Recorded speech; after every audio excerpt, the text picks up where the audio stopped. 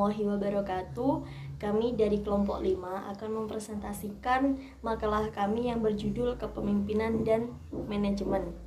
Langsung saja saya Nur Maulidia akan mempresentasikan poin yang pertama, yaitu pengertian kepemimpinan dan manajemen. Baik, kepemimpinan itu sering dipandang sebagai pembawaan seseorang, sebagai anugerah dari Tuhan. Karena itu dicarilah pemimpin yang mempunyai sifat-sifat istimewa yang dipandang sebagai syarat suksesnya seseorang pemimpin. Dalam tingkatan ilmiah, kepemimpinan dipandang sebagai suatu fungsi, bukan sebagai kedudukan atau pembawaan pribadi seseorang. Menurut Wojo Sumijo, kepemimpinan adalah suatu yang melekat pada diri seseorang. Pemimpin yang berupa sifat-sifat tertentu seperti kepribadian, kemampuan, dan kesanggupan. Kepemimpinan juga sering disebut sebagai rangkaian kegiatan pemimpin yang tidak dapat dipisahkan dengan kedudukannya sebagai seorang pemimpin, serta gaya atau perilaku pemimpin itu sendiri. Jadi kesimpulannya, kepemimpinan adalah proses antar hubungan atau interaksi antara pemimpin, pengikut, dan situasi. Kemudian yaitu pengertian manajemen.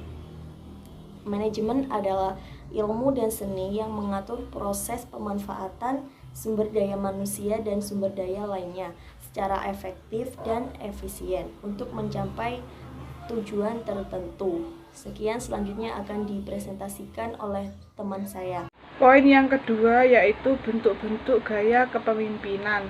Gaya kepemimpinan adalah berbagai pola atau tingkah laku yang disukai oleh pemimpin dalam proses mengarahkan dan mempengaruhi kerja. Gaya pemimpinan dibagi menjadi dua. Yang pertama yaitu gaya yang berorientasi. Gaya kepemimpinan dibagi menjadi dua menurut Wijoyo pada tahun 2018. Yang pertama adalah gaya yang berorientasi dalam mengawasi tugas pegawai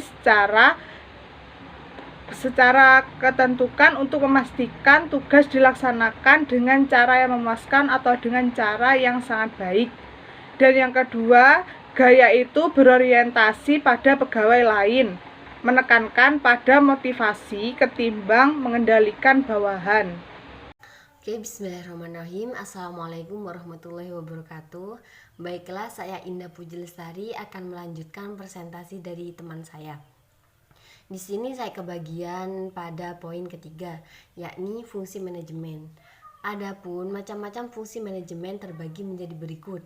Yang pertama, perencanaan atau bisa disebut dengan planning, dan yang kedua, pengorganisasian atau bisa disebut dengan organizing, dan yang ketiga, penyusunan personalia bisa disebut dengan staffing, dan keempat, pengarahan bisa disebut dengan directing, dan yang terakhir adalah pengendalian atau bisa disebut controlling.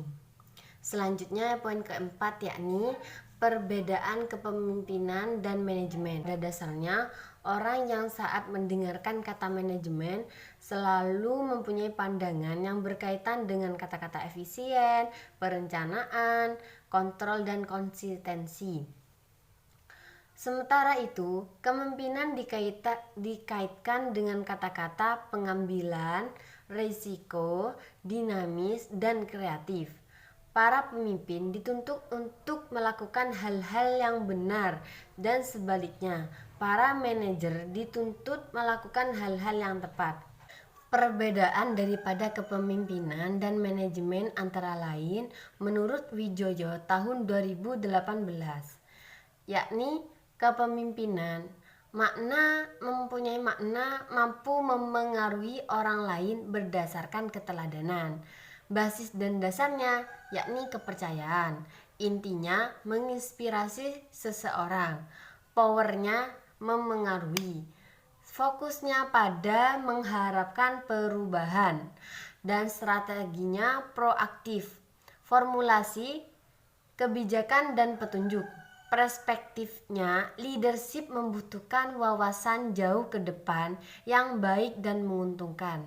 Selanjutnya dalam manajemen, maknanya yakni ilmu dan seni pengorganisir dan mengkoordinasi sesuatu secara efisien dan efektif.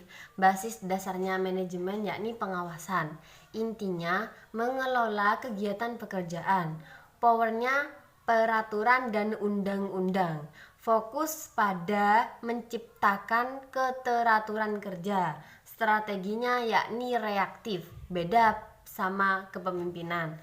Formulasinya prinsip dan prosedur kerja. Dan yang terakhir itu perspektif, memiliki wawasan jangka pendek. Baiklah, sekian dari kami. Kurang lebihnya mohon maaf. Semoga bermanfaat. Assalamualaikum warahmatullahi wabarakatuh.